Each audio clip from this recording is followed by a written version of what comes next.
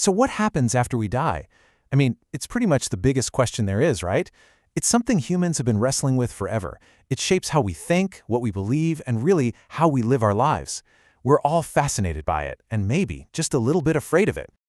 So let's dive into an ancient text that tackles this question head-on.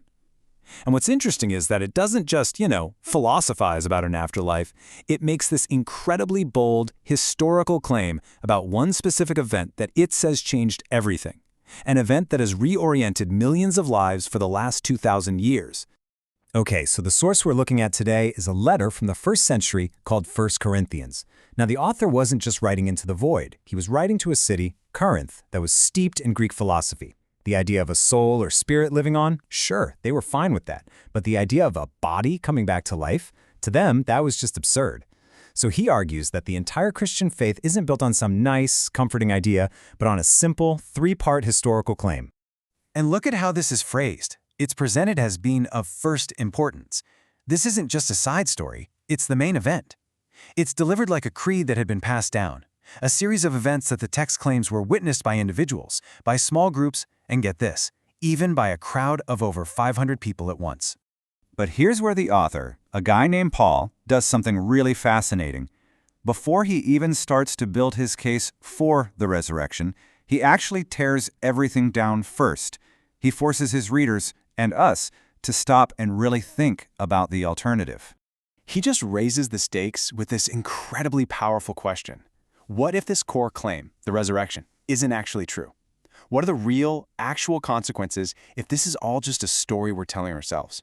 And the text is just brutally logical here. It argues that if the resurrection didn't happen, the whole thing just collapses like a house of cards. The message is useless. Faith is futile. The people preaching it are liars. Forgiveness is just an illusion. Anyone who has died is just gone. And believers, well, in his words, they are most to be pitied. Basically, they've been tricked by the most tragic delusion in all of history. And this leads to a really stark conclusion. Paul quotes a common saying from back then, basically arguing that if there's no resurrection, then the only rational thing to do is just to maximize your pleasure right now. Because tomorrow, we're just gone. That's it.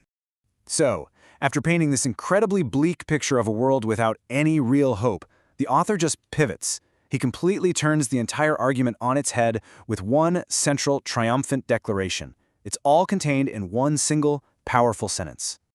This is the turning point. After laying out all of the terrible consequences if it weren't true, this one sentence changes absolutely everything. It's not presented as an opinion, it's a statement of fact that becomes the foundation for everything else he's about to say. But his resurrection isn't presented as some kind of one-off, standalone miracle. Instead, it's framed as the first fruits. Now, this was an old agricultural term.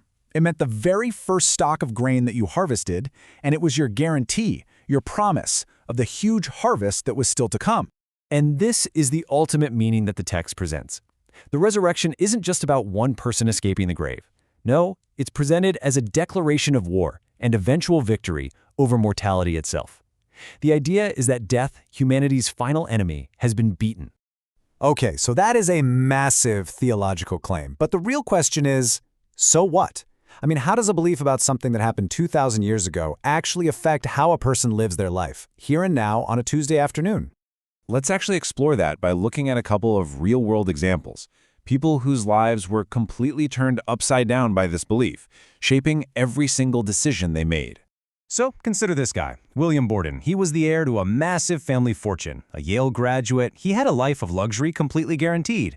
His personal motto was, no reserve, no retreat, no regret. He gave away his entire fortune to become a missionary because he believed that all his earthly wealth was temporary, but his real treasure, that promised harvest we just talked about, was eternal. And then you have Jim Elliot. This now famous entry from his journal just perfectly captures a worldview that's been totally transformed by this idea of resurrection. It's a radical rethinking of what's truly valuable. And this slide really breaks down his logic. From his perspective, what he did wasn't some reckless sacrifice. It was a completely rational exchange.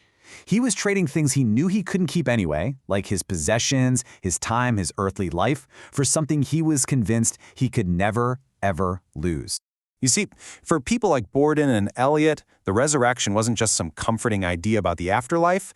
It was this incredibly powerful, motivating force in the present. It completely reordered their priorities, it diminished their fear of death, and it gave them this deep conviction that, as the text says, their work here wasn't meaningless. It was an investment in a future that couldn't be broken. And all of this leaves us with a final, provocative question that this ancient text poses to our modern world.